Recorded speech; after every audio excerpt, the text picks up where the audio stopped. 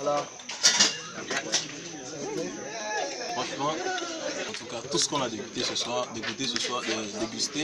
soir a été vraiment quelque chose d'extra. C'est-à-dire c'est des choses qu'on n'a pas découvert auparavant. Donc ce soir, on a été vraiment bien servi. En tout cas, ça vaut le coup d'être venu. En tout cas, on a bien mangé, on a bien dégusté. En tout cas, ce qu'on peut dire, en tout cas, notre chef a vraiment du talent. Voilà, c'est ce que je peux dire. on a découvert autre chose, quoi. On pouvait marier un peu nos mets d'ici avec la cuisine gastronomique. C'était bien. Bien sûr, bien sûr. C'est justement ce qu'on essaie d'apporter. Quand on parle d'afrofusion, c'est ça en fait. Quand on parle de l'afrofusion, c'est vraiment... parce que je me rappelle ce que disait notre défunt président. Il dit le progrès de ce pays repose sur l'agriculture. Donc un pays qui est agricole, c'est un pays qui a des richesses. Et je pense qu'il est temps peut-être pour nous de comprendre que les produits que nous avons ici ont vraiment de la valeur. Et si on apporte cette technicité européenne, ça peut vraiment dépasser les frontières. Donc c'est ce que vraiment on essaie de mettre en place dans les plats. Et de manger. En tout cas, on a beaucoup avec le gombo et tout ça, les choses. Ouais, c'est ça. Voilà. C'est aussi un voyage. On a voyagé. Donc on vous attend le 24. Là. Ok, merci, on sera là. Ok. Surtout la mousse là. Là, on a fait, ça ressemble à une pollution. Non, mais c'était bien. On a fait un véritable voyage culinaire, on a voyagé, gombo. Vraiment là, ça m'a bluffé là. C'est le tamboura de gombo, je goûte, c'est très très bon. C'est un peu du, je sais pas, c'est un peu du nem, c'est comme du nem de gombo là-dedans. Et croyez-moi, c'est super bon, super bon. C'est une chance d'avoir quelqu'un qui essaie d'appréhender la culture culinaire ivoirienne et multiplier ça à l'international. Ça fait du bien, vraiment c'est rafraîchissant, au sens propre comme au sens figuré. Vraiment c'était sympa. Rendez-vous franchement le 24. Affaire à suivre. D'ailleurs, en parlant de ça, la petite anecdote du gombo, on était parti pour un séminaire à Pékin. Et donc au Brésil, le gombo se mange en salade. Ils la font vraiment gros morceaux jusqu'à dans de la tomate comme ça. Et donc on avait des chefs qui faisaient leur démonstration, donc il y avait des chefs japonais et brésiliens qui étaient là. Et donc ils faisaient des grosses gambas comme ça, en beignet. Et ça commençait à me fatiguer parce que je me suis dit, mais le gombo, on le mange toujours en sauce, on le voit bouillant, potasse à l'intérieur, machin. Alors qu'ils prennent le temps en fait c'est un légume qui a des vertus en fait, et c'est aphrodisiaque. Merci pour l'information. C'est pas tombé dans l'oreille. encore les chips. Et donc c'est là que je me suis dit pourquoi pas essayer quelque chose. Et, donc j'ai commencé à penser ça.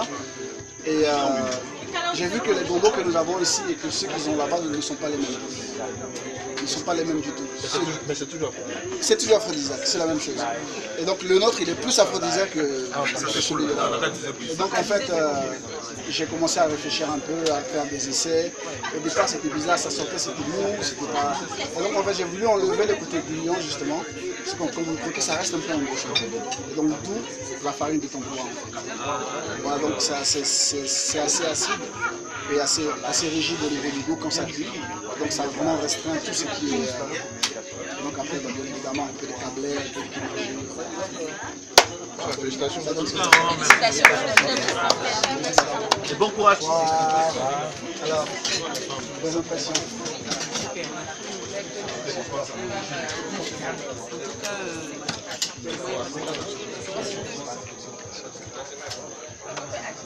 Chef.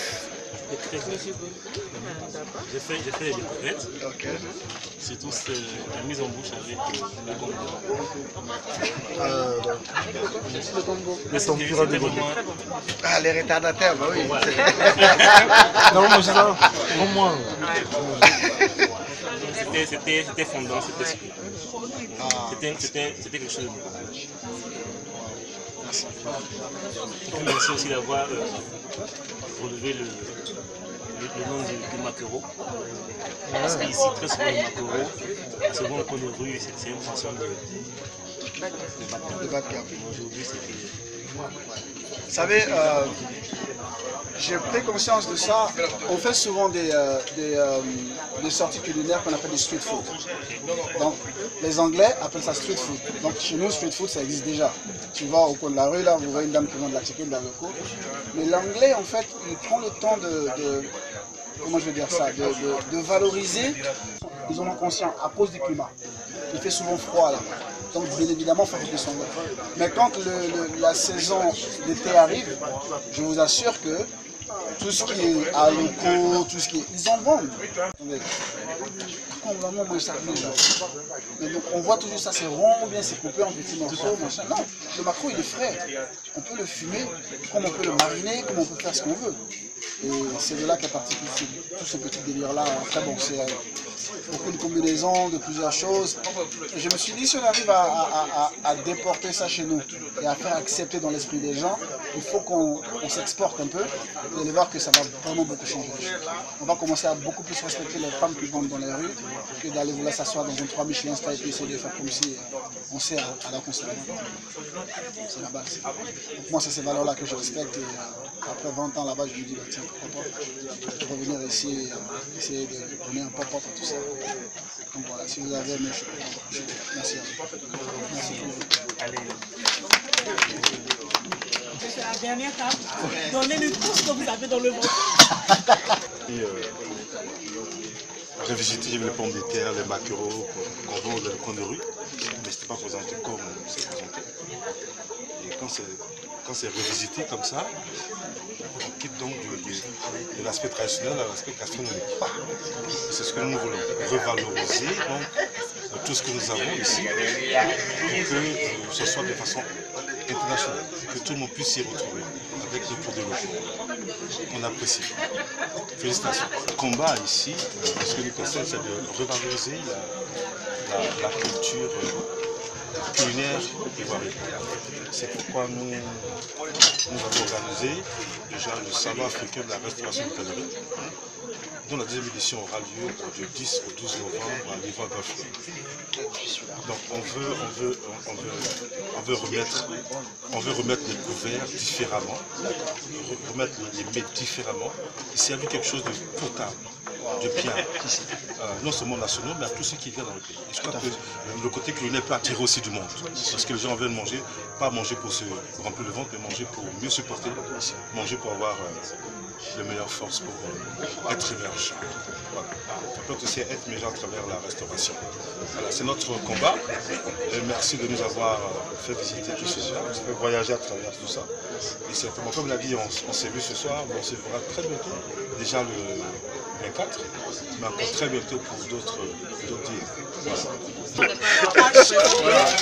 Je prends la parole pour dire que c'était très bien.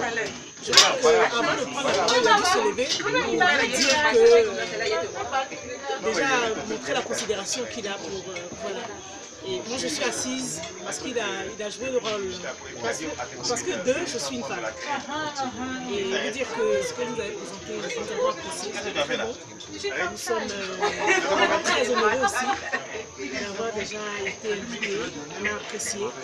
Au point que moi je ne mange pas en général sucré, mais j'ai voulu goûter ça. Voir ce que c'était. Mais c'était vraiment bien. Félicitations, continuez comme ça. Vous avez le soutien de vos frères ivoiriens. C'est vrai que nous avons, vous n'êtes pas ici, vous êtes en Europe. Et bienvenue et puis merci de nous avoir invités à ces dégustations. Moi j'ai tout mangé. Mais j'ai même trop mangé déjà quand on était en train d'amuser la bouche. Donc quand les plats sont arrivés, je n'ai pas pu enchaîner. Mais en tout cas, c'était très bon. Et on a pris rendez-vous pour samedi. Ne vous en faites pas, comptez sur nous.